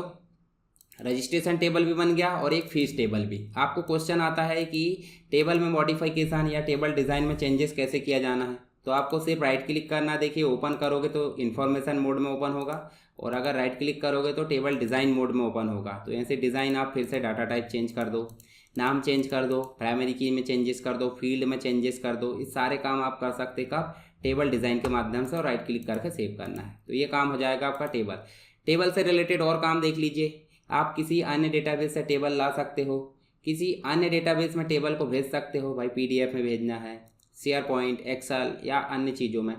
टेबल का नाम बदलना है, टेबल को हाइड करना है, टेबल को डिलीट करना है, कट कॉपी करना है, सारे काम आप टेबल में कर सकते हो। तो टेबल में वर्किंग आपकी समझ गए। उसके बाद टेबल में डिज़ाइन मोड में चेंजेस, ये भी समझ गए आप। हम सीधे जो है यहाँ पे क्या करेंगे, आपको टेबल में डाटा एंट्रिंग करके दिखाते हैं। टेबल में डाटा एंटर कैसे करते हैं भाई, रजिस्ट्रेशन में गए और आप सिंपल लिख दो कि इसकी स्टूडेंट आईडी क्या है 1101, नाम लिख लो इसका रमेश कुमार इस प्रकार, और इसका कोर्स मैंने आपको लुकअप विजार्ड बताया था तो देखो ऑटोमेटिक आना चाहिए। तो आप जो है इसका कोर्स कर दो DCA, एड्रेस कर दो इसका कि आप जो है यहाँ पे ये जो है छिंदवाड़ा में रहता है, ठीक है। और डेट ऑफ बर्थ इसकी कर दो, यहाँ से सेलेक्ट करके कोई भी एक ले लो यहाँ पर, 2024 की जगह आप क्या कर दो 2002 कर दो। उसके बाद देखिए 1102 कर दो और यहाँ पे हम कर देते हैं मोहित कुमार, और इसका कोर्स हम P लिखेंगे तो PGDC आ गया, और इसका जो एड्रेस है वो कर दो भोपाल, और यहाँ पे जो डेट है वो इसकी कर दो इस प्रकार से, और इसकी जो है 2000 कर दो, 2000 में पैदा हुआ। ऐसे आप जो है 1103 कर सकते हैं, और यहाँ जो है आप 10-12 रिकॉर्ड आप एंटर कर लोगे तो आगे आपको जो है प्रैक्टिस में काम आएंगे, ठीक है। तो ऐसे आप जो है जब भी प्रैक्टिस करो तो ऐसे आप लिख लिया करो भाई, सिंपल है। आप ऐसे जो है ऐसे आप टाइप कर सकते हैं 1104, और यहाँ लिख दिया अपन ने। हम 5-6 रिकॉर्ड तो टाइप कर देते हैं ताकि आप जो है आपको मतलब जो है परेशानी ना हो कोई चीज़ समझने में। यहाँ देखिए 2003 में पैदा हुआ, ये 1105, और ये जो है हम कर देते हैं एक और व्यक्ति का नाम मनीष कुमार, और यहाँ पे हम कर देते हैं फिर से चलिए DCA कर देते हैं, और यहाँ जो है हम भोपाल कर देते हैं इसका नाम, और यहाँ जो डेट है इस प्रकार से हम जो है ऐसे कर देते हैं। तो यहाँ देखिए ध्यान से हमने 5 रिकॉर्ड एंटर करे, इसको राइट क्लिक करेंगे और सेव करेंगे ऐसे। तो नया रिकॉर्ड लाना, देखिए यहीं पे आपको यहाँ क्लिक करोगे, देखिए न्यू रिकॉर्ड आ गया। यहाँ सेव करने का ऑप्शन भी दिया है, रिफ्रेश करने का, तो डिलीट करने का, अगर कोई रिकॉर्ड डिलीट करना है तो डिलीट ऑप्शन भी दिया है। मान लो इसको सेलेक्ट करें, देखिए डिलीट ऑप्शन। तो रिकॉर्ड को डिलीट करना है तो आप राइट क्लिक करके भी कर सकते हैं, new record, delete record, cut copy paste. तो ऐसे आप स्टेप्स लिख सकते हो जब भी एग्जाम में आए तो। इसके अलावा आप जो है इसको सिंपल जो है सेव करोगे और आप जो है इसको बंद कर दो, नहीं रहने दो। फीस वाले में चलते हैं और इससे रिलेटेड चीज़ों को हम फीस में एंटर करते हैं। तो ऐसे क्लिक करते हैं और यहाँ चल के देखेंगे तो आपको जो है क्या देखने को मिलेगा कि भाई सिंपल है, हम जो है यहाँ रिकॉर्ड एंटर करेंगे। रिकॉर्ड एंटर करेंगे तो जैसे मान लो हमने फीस का रिकॉर्ड रख लिया 1501, और हमको पता है स्टूडेंट आईडी की जो आईडी है 1101 से 1105 है, तो हम वही आईडी यहाँ इनपुट करेंगे कोई भी। तो आपने इनपुट करे मान लो 1101, अमाउंट इसने दे दिया मान लो इसने दे दिया 4000, और डेट ऑफ पे यानी कि इसने डेट 1 तारीख को दे दिया। दूसरा 1502 वाली रसीद है, भाई दोबारा से स्टूडेंट आईडी वही हो सकती है क्योंकि दोबारा से वो पे कर सकता है, कोई दिक्कत नहीं। अभी हम दूसरे बच्चे का ले लेते हैं। तो यहाँ इसने दे दिया मान लो 5000, और इसने जो है यहाँ पे दे दिया है 2 तारीख को या जो भी। 1503 वाली जो आईडी है उसमें दे दिया 1103 वाले व्यक्ति ने, और यहाँ पे इसने दे दिया मान लो 6000, और कब दिया है इसने भी 2 तारीख को दे दिया है। फिर 1504 वाले ने जो है यहाँ से 1101 फिर से आ गया, और यहाँ दे दिया इनने 2500, और 2500 कब दे दिया इनने मान लो इसने 5, यहाँ पे इनने जो है 6, 3, और यहाँ 2024 को इसने फीस दिया है। तो ये जो फीस दिया है ये आपने फीस मतलब फीस टेबल में लिखे हो, और रजिस्ट्रेशन कहाँ लिखे हो, रजिस्ट्रेशन टेबल में। तो अब मुझे बताइए, इसको हमने सेव तो कर दी है, पर रजिस्ट्रेशन में अगर हम क्लिक करें तो यहीं से हम फीस देख पाएँ। तो हम यहाँ से फीस देखने के लिए हमको क्या करना होगा, यहाँ से फीस देखने के लिए हमको इन दोनों टेबल को आपस में जोड़ना होगा। इन दोनों टेबल को जोड़ने के लिए फैसिलिटी क्या होती है डेटाबेस टूल्स में, रिलेशनशिप। तो रिलेशनशिप का मतलब 2 या 2 से अधिक टेबल को आपस में जोड़ना किसी पर्टिकुलर फील्ड के माध्यम से, ताकि हम उनके रिकॉर्ड को एक दूसरे में देख सकें। तो इसको सिंपल हम रिलेशनशिप में जाएंगे, और आपको देखिए यहाँ पर मिलेगा टेबल। तो रजिस्ट्रेशन टेबल को ऐड कर देंगे और यहाँ पर फीस टेबल को ऐड कर देंगे। इसको क्लोज कर दो, और यहाँ देखिए स्टूडेंट जो है वो कहाँ पे है, देखिए इसमें सब में आप कहीं पे भी ला सकते हैं। तो आप ऐसे लाख छोड़ दोगे तो स्टूडेंट आईडी को स्टूडेंट आईडी से जोड़ना है, और एनफोर्स रेफरेंशियल इंटीग्रिटी होना चाहिए, मतलब एक में चेंज हो तो दूसरे में पता चल जाना चाहिए। तो उसके लिए क्या करना है आपको, एनफोर्स रेफरेंशियल इंटीग्रिटी, और अगर अपडेट करे तो वो भी आपको पता चलना चाहिए, डिलीट करे तो भी पता चलना चाहिए। तो रिलेशनशिप कैसी बनी है, 1 to many। ध्यान से आप देख सकते हो और आप जो है इसको क्रिएट कर सकते हैं। क्रिएट करोगे तो देखिए जो है आपका जो रिलेशनशिप है वो बन चुका है। कैसे पता चला भाई, देखिए 1 to many दिख रहा है, 1 to many। अब इसको जो है सिंपल सेव करो और आपको क्लोज करना है। अगर पूछ लिया जाता है कि रिलेशनशिप बनाते कैसे, तो ये स्टेप हो गई। पर रिलेशनशिप को एडिट कैसे करते हैं, तो रिलेशनशिप में वही चीज़ें करना है और आपको देखिए इस पर राइट क्लिक करना, बॉर्डर में एडिट करना है। एडिट में आप चेंजेस कर सकते हो और अगर रिलेशनशिप डिलीट करना है तो डिलीट भी कर सकते हो। कोई भी चीज़ें करके आप सेव करो और क्लोज कर दो। अब आप देखिए यहाँ पर रजिस्ट्रेशन में चलोगे तो एक प्लस का बटन जुड़ गया है। ध्यान से देखो, यहाँ पे प्लस का बटन जुड़ चुका है। तो आप प्लस में जाओगे, देखिए इसकी फीस दिख जाएगी यहीं पे। तो रिलेशनशिप बनाने का फायदा हुआ कि नहीं बताइए मुझे। देखिए एक ही जगह से आप जो है यहाँ पे फीस भी देख सकते हो। देखिए यहाँ से फीस देख सकते हो, इसके अलावा यहाँ से भी फीस देख सकते हो। तो हर एक स्टूडेंट का जो डाटा है एक ही टेबल में हमको उपलब्ध हो गया है, तो इसे बोल देते हैं रिलेशनशिप।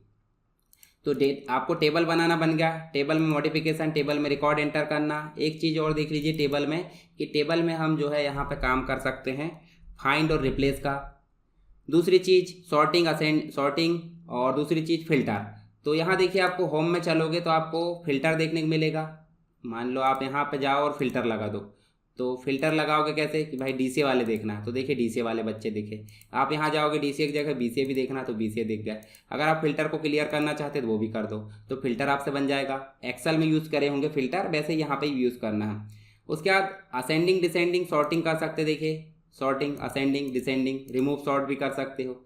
साथ ही आप जो है देखिए यहाँ पे फाइंड और रिप्लेस का उपयोग भी कर सकते हैं। जैसे फाइंड ढूंढना है, तो आपको मान लो देखिए यहाँ पूरे टेबल में ढूंढना है करेंट डॉक्यूमेंट में होल फील्ड, तो यहाँ पे आप ढूंढ लो किसको, डीसीए को।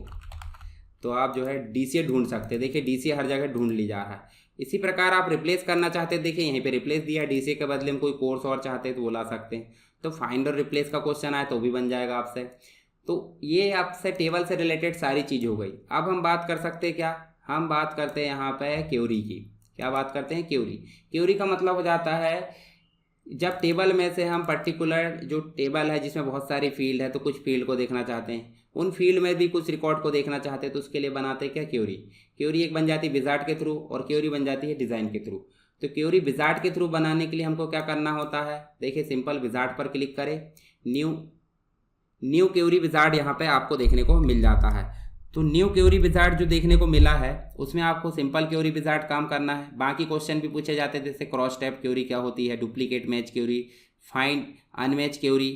तो ये सारी चीज़ आपको पता होना चाहिए। तो चलिए यहाँ पे हम बात करते हैं पहले सिंपल क्वेरी विजार्ड की, और यहाँ पे आपको टेबल सिलेक्शन का ऑप्शन आ गया। ठीक है, ये इस टेबल विजार्ड में आप देखोगे तो टेबल विजार्ड में आपको जो है रजिस्ट्रेशन टेबल की क्वेरी बनाना है, फीस टेबल की। चाहे तो आप रजिस्ट्रेशन और क्वेरी जो फीस है दोनों की बना सकते हो। तो हम अभी रजिस्ट्रेशन की पूरी ले आते हैं, पूरी आ गई है तो एक एक करके वापस भी भेज सकते हैं। देखिए यहाँ से सभी चीज़ों को वापस भेजना, तो ऐसे ले जा भी सकते हैं और वापस भी भेज सकते हैं। एक एक को लाना है तो ऐसे ला भी सकते हैं। हमको इनको नहीं लाना है, इन तीनों की क्वेरी बनाना है, तो आप तीनों को सेलेक्ट करिए, नेक्स्ट करिए। आपको रजिस्ट्रेशन क्वेरी नाम से बनाना है या डिज़ाइन मोड में, देखिए व्यू मोड में ओपन करना है या डिज़ाइन मोड में, तो हम सीधे इसको बाय डिफ़ॉल्ट रहने दें। तो आप देखिए यहाँ पे स्टूडेंट आईडी, एस नेम और कोर्स, सिर्फ इतनी ही चीज़ें आपको देखने को मिल रही है। इसको बोल देते हैं क्वेरी। क्वेरी बनाते हैं हम डिज़ाइन मोड के थ्रू। तो डिज़ाइन मोड में आपको क्वेरी, इसको सेव कर दो, इसको सेव कर दो ऐसे, और इसको बंद कर दो। चलिए इसको बंद कर दो। डिज़ाइन मोड में आप क्वेरी बनाओगे तो आपको इस प्रकार से ऐड टेबल का जो बॉक्स है वो देखने को मिलेगा। ठीक है, इस बॉक्स में अगर ना दिखे तो ऐड टेबल फिर से क्लिक कर लो भाई। आप ये देखिए आप जो है दोनों टेबल के मध्य जो है क्वेरी बना सकते हो। जैसे मान लो आपको स्टूडेंट आईडी उठा कर लाना है, तो यहाँ देखिए जो भी चीज़ लाना आपको उठाए और यहाँ लाख छोड़ दिए, दूसरी चीज़ लाना यहाँ लाख छोड़ दिए, कोर्स यहाँ लाना छोड़ दिए, इसकी फ़ीस कितनी हो गई है वो भी छोड़ दिए, और बाकी चीज़ हमको नहीं लाना है। तो इतना आपने काम करे और आप क्या कर दो, इसको सेव कर दो। इसका नाम क्या है, क्वेरी बन। और आप इसको देखोगे तो आपको दो टेबल के मध्य जो डाटा है वो दिख रहा है। भाई एक नंबर का जो व्यक्ति है वो क्या है, रमेश कुमार, और वो डीसीए का है और उसने टोटल फीस कितनी दे दी है, 4000। ठीक है, उसके बाद देखिए ये 2500 फिर से दे दिया। तो देखिए डुप्लीकेट हो रहा है रिकॉर्ड, मतलब यहाँ पे। तो यहाँ जो क्वेरी बनी है वो दो टेबल की बनी है। मतलब आप फिर से अगर मैनेज करना चाहते हैं, क्वेरी को एडिट करना चाहते हैं, तो राइट क्लिक करो, डिज़ाइन मोड में जाओ, क्वेरी को मैनेज कर सकते हैं। मान लो इसको हटाना है या फिर हटाना, तो ऐसे अनटिक कर दो, हट जाएगी, और टिक कर दोगे तो फिर से आ जाएगी। तो ऐसे आप क्वेरी को ला सकते हो और क्वेरी को हटा भी सकते हो, एडिट भी कर सकते हो। तो यहाँ से क्यूरी हमारी हो गई कंप्लीट। अब बात कर लेते हैं फॉर्म की थोड़ी सी, और फिर बात करेंगे रिपोर्ट की। तो देखिए फॉर्म क्या होता है। फॉर्म जब भी यूज़र से इनपुट कराना होता है कोई डाटा, तो रन टाइम पे इनपुट लेने के लिए फॉर्म बनाया जाता है। तो यहाँ पे सीधे चले हम और फॉर्म पर क्लिक करें, तो देखिए हमारे पास में फॉर्म बनकर तैयार हो गया। आप शुरू से एक चीज़ और दिख लीजिए, जैसे टेबल है, टेबल के अंदर जो व्यू होता है वो डेटा सीट व्यू, जहाँ पर डेटा दिख रहा है, डिज़ाइन व्यू जहाँ से टेबल को एडिट कर सकते हैं, ठीक है। तो ये हो जाता है टेबल का व्यू। ऐसे ही क्यूरी का भी व्यू हो जाता है, एक डिज़ाइन व्यू और डेटा सीट व्यू। अब अगर फॉर्म की बात करें तो फॉर्म में जो व्यू हो जाता है, देखिए आप होम में चलो, फॉर्म में फॉर्म व्यू हो जाता है, लेआउट व्यू जो दिख रहा है अभी, फॉर्म व्यू का मतलब जहाँ पे हम डाटा एंटर करेंगे, और एक और हो जाता है जहाँ पे हम डिज़ाइन करते हैं, जैसे ये डिज़ाइन मोड दिख रहा है। तो फॉर्म के कितने व्यू हो गए, 3 व्यू, और क्यूरी और टेबल के कितने व्यू हो गए, 2। तो आपको दोनों चीज़ याद रखना है। चलिए यहाँ पे हम चल लेते हैं इसको सिंपल फॉर्म व्यू में, और ये रिकॉर्ड देखिए आपको जो है नीचे नेविगेशन बटन दिख रही है, देखिए फर्स्ट है, लास्ट है, नेक्स्ट है, प्रीवियस है, न्यू रिकॉर्ड एंटर करना है तो वो भी है। जैसे 1504 हमने लिए, सॉरी 6 ले लिए हमने, ठीक है। स्टूडेंट आईडी हम ले लेते हैं 1102, और यहाँ पे अमाउंट ले लेते हैं हम जो है 2000 और दे दिया, और डेट ऑफ पे में हमने दे दिए 6/4 और 2024, ठीक है। हम पिछले रिकॉर्ड जाकर देखेंगे, देखिए रिकॉर्ड दिख गया, और पिछला देखेंगे तो वो भी दिख गया। इस प्रकार से हमको रिकॉर्ड दिख जाता है। अब हमने ये टेबल बना चुके हैं, किसका, फीस का बना लिए। हम चाहते हैं किसका बनाएं, हम चाहते हैं रजिस्ट्रेशन का बनाएं। तो क्रिएट में चलेंगे, और यहाँ देखिए विजार्ड के थ्रू बना लेते हैं। विजार्ड में चले तो किसका बनाना है, रजिस्ट्रेशन का, और कौन कौन सी चीज़ों बनाना, सबका बना लीजिए, और नेक्स्ट करिए। नेक्स्ट करके आपको पूछा जाएगा एग्जाम में कि जो फॉर्म है उसके प्रकार बताइए। कॉलम टाइप का हो सकता है, टेबुलर टाइप का, डेटा सीट और जस्टिफाई। हम कॉलम टाइप का यूज़ करते हैं जो बार बार यूज़ होता है। तो ये एग्जाम में क्वेश्चन आए तो ये भी आप बता सकते हैं, इसको पढ़ लेना थ्योरी में। नेक्स्ट करें, किस टाइप का फॉर्म है ये, रजिस्ट्रेशन टाइप का फॉर्म है, और इन्फॉर्मेशन मोड में ओपन करना, फिनिश कर दो। देखिए यहाँ ओपन हो गया, और आप नेक्स्ट करोगे तो इस प्रकार से आप देखोगे रजिस्ट्रेशन फॉर्म आपका आ जाएगा, ठीक है। ये देखिए आ गया। तो ऐसे आप यहाँ पे बना सकते हो। चलिए इसको सेव करना है वो भी आप सेव कर सकते हैं। रिकॉर्ड एंटर करना है तो रिकॉर्ड एंटर आप ऐसे कर सकते हो, जैसे मान लो जो भी आपको रिकॉर्ड एंटर करना है। उदाहरण के लिए यहाँ पे आप जो है 1 नंबर पर जाते हैं, 1 नंबर का रिकॉर्ड यहाँ आ गया। लास्ट में चलते हैं तो लास्ट में देखिए आप रिकॉर्ड एंटर कर सकते हैं। तो इस प्रकार आप फॉर्म बना सकते हैं। दूसरा मैं एक और तरीका बताता हूँ डिज़ाइन मोड में फॉर्म बनाना। तो देखिए फॉर्म नॉर्मल मोड में बना लिया आपने क्रिएट करके, दूसरा आप विजार्ड के थ्रू भी बना लिए, तीसरा आप जो है फॉर्म डिज़ाइन के थ्रू बना सकते हैं। फॉर्म डिज़ाइन जैसे क्लिक करोगे तो आपको देखिए इस प्रकार से जो फील्ड लिस्ट है वो देखने को मिलेगी यहाँ पे। तो ये फील्ड लिस्ट क्या होती है, कौन कौन सी टेबल है, क्या क्या फील्ड है, सारी चीज़ें आपको यहाँ पे दिखाई देती है। मान लो यहाँ पे फीस का फॉर्म बनाना तो फीस आपकी खुल गई, रजिस्ट्रेशन का बनाना तो रजिस्ट्रेशन खुल गया। तो यहाँ जैसे फीस आईडी लेना है तो आप सिक्वेंसली ऐसे ला कर रख दो। ये देखिए हमने लाकर सीधे लाकर आप सिंपल रखते जाइए, अलाइनमेंट मिला के आपका जो फॉर्म है वो बनकर मिल जाएगा। ये तो डिज़ाइन मोड हो गया। अब व्यू में चलो फॉर्म मोड, तो देखिए इस प्रकार से ये ज़्यादा किनारे में नहीं हो गए, तो आप सीधे चलो डिज़ाइन और सबको सेलेक्ट करके आप जो है थोड़ा सा इसको बीच में कर लो, और आप चलो फिर से ये देखिए थोड़ा ठीक हो गया। ऊपर हेडिंग आना चाहिए, नीचे फुटर में जो भी लाना आपको, फुटर में तो ज़्यादा ध्यान नहीं देना है।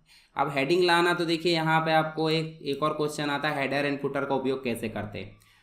तो फॉर्म डिज़ाइन टैब में ही जाओगे तो आप लोगो ला सकते हो, टाइटल ला सकते हैं, डेट एंड टाइम ला सकते हैं। तो हम सीधे चलते हैं कि टाइटल ले आते पहले।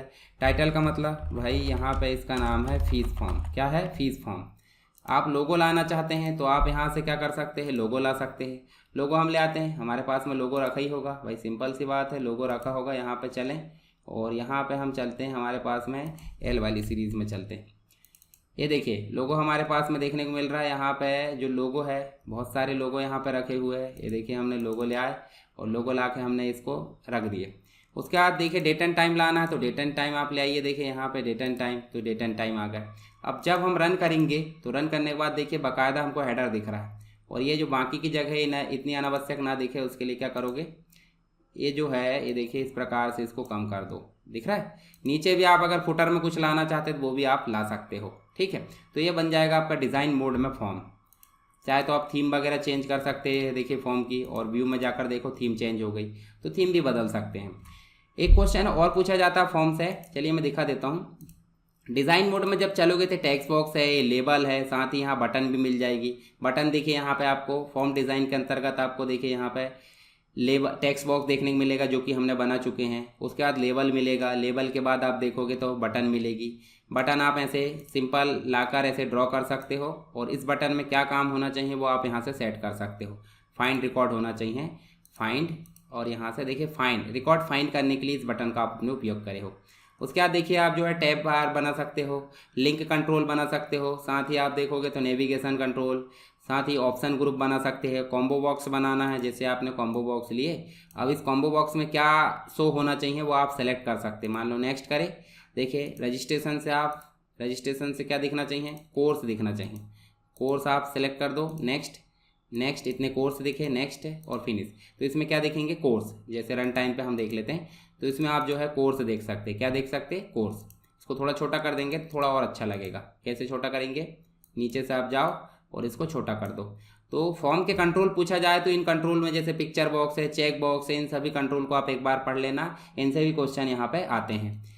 तो यहाँ पे ये फॉर्म कंप्लीट हो गया, इसको सेव करें सिंपल फॉर्म के नाम से फॉर्म 1 और इसको क्लोज कर दिए। तो अभी हमने फीस बनाना देख लिए, मतलब जो टेबल है उसमें काम करना देख लिए, साथ ही रिलेशनशिप देख लिए, क्यूरीज में काम करना देख लिए, साथ ही हमने फॉर्म में काम करना देख लिए, फॉर्म बनाना देख लिए। अब लास्ट बचा हमारा रिपोर्ट बनाना। तो रिपोर्ट होती क्या है, जो भी हमने टेबल में रिकॉर्ड एंटर करे हैं उनका कंप्लीट जो डाटा एक साथ दिखाती है सारांश के रूप में, उसे हम बोल देते हैं रिपोर्ट। तो रिपोर्ट पर सिंपल ऐसे क्लिक करना कोई भी टेबल पर और ऐसे क्लिक करोगे तो रिपोर्ट आपकी बनकर मिल जाएगी। देखिए रिपोर्ट बन गई।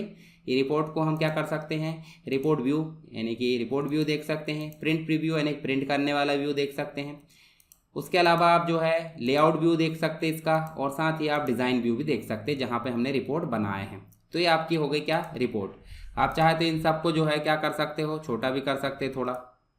जितने भी हमने जो बॉक्स लिए हैं इन सबको आप क्या कर सकते हैं, थोड़ा छोटा कर सकते हो। मान लो आपको जो है इनको छोटा करना तो ऐसे आप छोटा भी कर सकते हो, हेडर को ऊपर पहुंचा सकते हैं, ठीक है। तो ये सारे काम आप कर सकते हो। उसके बाद आप जो है इसमें होम में चलोगे, यहाँ पे सेटअप में चले हम, रिपोर्ट डिज़ाइन में थीम वगैरह चेंज करना है। सारे काम आप करने के बाद क्या करोगे, इसको व्यू में जाओगे और आप जो है इसको लेआउट व्यू में बदल सकते हो। अब एक और क्वेश्चन आता है कि रिपोर्ट को प्रिंट कैसे करते हैं, प्रिंट प्रीव्यू को समझाइए। तो रिपोर्ट के प्रिंट प्रीव्यू में गए तो यहाँ देखिए आपको साइज चेंज कर सकते हैं, आप मार्जिन चेंज कर सकते हो, साथ ही लैंडस्केप है, पोर्ट्रेट, कॉलम वगैरह, 1 पेज 2 पेज, ये सारी सेटिंग एक्सेल में इसको पहुंचाना है, पीडीएफ में पहुंचाना है, टेक्स्ट फाइल में पहुंचाना है, यहीं से ईमेल करना है या फिर कोई वर्ड डॉक्यूमेंट या उसमें भेजना है, साथ ही बाद में प्रिंट करना है तो प्रिंट भी आप कर सकते हैं रिपोर्ट को। तो ये हो जाती है रिपोर्ट से प्रिंटिंग से रिलेटेड चीज़ें।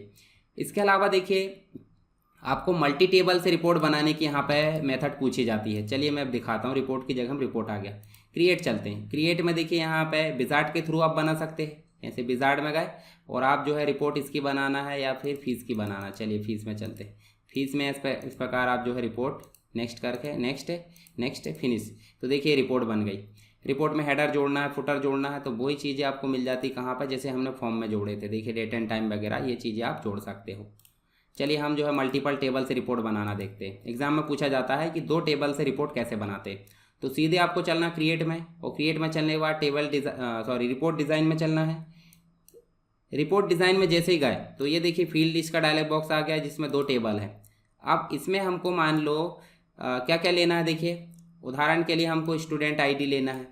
उसके बाद हमको क्या लेना है, हमको लेना है नेम, ठीक है। उसके बाद हमको लेना है इसका कोर्स, ठीक है। और उसके बाद फीस आईडी से क्या लेना है, जो फीस है उससे हमको क्या लेना है, उससे हमको लेना है अमाउंट, ठीक है।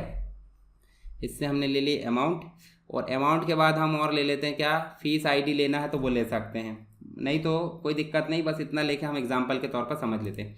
जब हम ऐसा डिस्प्ले करेंगे रिपोर्ट को तो कैसा देखिए अजीब टाइप का होगा। हालांकि मल्टीपल टेबल से रिपोर्ट बन चुकी है, पर डिज़ाइन में चलते जो आईडी है वो कहाँ होनी चाहिए, इस पेज हेडर में, ठीक है। तो इसको उठाकर कैसे ले जाएंगे भाई, सिंपल आप उठाकर ले जाओगे तो नहीं जा रही है, जा रही क्या नहीं। तो इसको आप राइट क्लिक करोगे और देखिए कट करें, और इस हेडर पर क्लिक करने के बाद आपको करना पेस्ट। तो देखिए इसको एरो की से आप खिसका सकते हो और इसको ले जाकर इसके नीचे रख दो स्टूडेंट आईडी को, और थोड़ा सा एडजस्ट कर दो इधर साइड से। ऐसे ही इस नेम को कंट्रोल एक्स के साथ करें और ऐसे ऊपर ले जाकर पेस्ट करें हेडर में, और थोड़ा किनारे रख दो ऐसे, और इस नेम को भी ले जाकर आप क्या कर दो, इसके नीचे रख दो, ठीक है। इसके बाद इस कोर्स को भी ले जाओ और यहाँ ले जाकर रख दो ऊपर हेडर पे। तो ऐसे खिसका दो एरो के निशान से, मतलब एरो साइन से, और इसको उठाकर आप इसके पास में रख सकते हैं, ये इसके नीचे रख दो ऐसे, ठीक है। और उसके बाद अमाउंट को भी ले जाके ऐसे रख दिए इस प्रकार से, ठीक है। और इस अमाउंट को भी ले जाके इसके नीचे रख दिए। उसके बाद जो नीचे का भाग जो बचा उसको उठाकर यहाँ तक लाख छोड़ दिए। साथ ही आप जो हेडर जोड़ना चाहते हैं तो हेडर में टाइटल जोड़ लो। देखिए यहाँ पे टाइटल जोड़ लो कि भाई ये फीस की रिपोर्ट है, क्या है ये, फीस रिपोर्ट या मल्टी टेबल रिपोर्ट कर दो, मल्टी टेबल रिपोर्ट, ठीक है। इसमें लोगो जोड़ना है तो लोगो आप ला सकते हैं, जैसे हमने लोगो, हमारा लोगो लेकर जाते हैं। इसी में डेट एंड टाइम जोड़ना है तो आप देखिए डेट एंड टाइम यहाँ जोड़ सकते हो। ये देखिए डेट एंड टाइम, 1 मिनट, इसको जो है हम यहाँ पे ये देखिए इस प्रकार से डेट एंड टाइम जोड़ना है तो डेट एंड टाइम हम यहाँ इंक्लूड डेट एंड टाइम ऐसे करके लिख सकते हैं इसको। और व्यू करके देखेंगे तो देखिए यहाँ पे हालांकि उसने रिपोर्ट के जो हेडिंग है उसको छुपा दिया है, ठीक है। इसको उठाएंगे और दोनों को उठा के हम इस साइड रख देंगे, ये देखिए इसको उठाए और इधर साइड रख दिए। उसके बाद देखिए हम जो है फुटर भी ला सकते हैं। फुटर में क्या लाना, पेज नंबर वगैरह लाना है तो पेज नंबर ला सकते हैं रिपोर्ट के फुटर में और पेज के फुटर में। मान लो पेज नंबर लाना है बॉटम पे तो देखिए ये देखिए पेज नंबर ला सकते हैं। और उसके बाद हम रिपोर्ट व्यू करेंगे, देखिए पेज नंबर वगैरह सारी चीज़ें हमारी आ गई है, मल्टी टेबल रिपोर्ट हमारी यहाँ पे बन चुकी है। तो देखिए हमने अभी जो है शुरुआत से यानी कि MS एक्सेस क्या होता है और उसके पहले डेटाबेस क्या होता है से लेकर टेबल में काम करना देख लिए, क्वेरी में काम करना देख लिए, फॉर्म में काम करना देख लिए, साथ ही रिपोर्ट में। इसके अलावा देखिए आपको कुछ जो है फॉर्म विजार्ड के थ्रू तो बनाना देख लिए, कुछ मल्टीपल आइटम वाला फॉर्म, ये चीज़ें नहीं पूछी जाती, कोई दिक्कत नहीं। तो इस प्रकार हमारा जो कंप्लीट MS एक्सेस है वो मैंने अभी रिवाइज करा दिया A to Z। आपको मैं एक बार नोट्स दिखा देता हूँ जहाँ से हमने पढ़ना शुरू करे थे। ये देखिए create a table, MS access, ये हमने काम करना देख लिया, टेबल कैसे बनाते, टेबल में रिकॉर्ड कैसे डालते हैं, ठीक है। इसके अलावा डेटा टाइप है, डेटा टाइप देखिए ये सारी चीज़ें लिखी हुई है यहाँ पे, आपको पढ़ना बस है यहाँ पे एक बार, ठीक है। डेटा एंड टाइम क्या होता है, फिर फील्ड प्रॉपर्टीज़ क्या होती है तो वो भी हमने देख ली यहाँ पे, फील्ड प्रॉपर्टीज़ क्या होती है। इसके साथ ही वैलिडेशन रूल वगैरह, उसके बाद हमने देखे यहाँ पे वैलिडेशन रूल से रिलेटेड ये सारी चीज़ें यहाँ पे है। टेबल में वर्किंग कैसे करते हैं तो वो भी हमने देख ली। उसके बाद आपने जो है क्वेरी में काम करना, सॉर्टिंग वगैरह, ये सारी चीज़ तो मैंने बता दिया आपको। तो आप एक बार थ्योरी पढ़ लेना, आपका काम बचा थ्योरी मिल जाएगी कहाँ पे, वेबसाइट में। एक बार और दिखा देता हूँ, वेबसाइट में जाना है कोर्स के अंतर्गत PGDCA में, और आपको MS एक्सेस में जाकर वीडियो को पढ़ लेना डिटेल वाला, और साथ ही आप जो है PDF को भी पढ़ लोगे तो ज़्यादा अच्छा रहेगा। तो चलिए अगर कोई डाउट होगा तो आप मुझे कमेंट बॉक्स में बता देना। आपका जो पेपर है MS एक्सेस का उसके लिए अच्छे से पढ़ना है आपको, और अपने जो मार्क्स है वो अच्छे लेकर आना है। तो चलिए मिलते हैं, कोई डाउट है तो बताइए नेक्स्ट क्लास में, तब तक के लिए जय हिंद।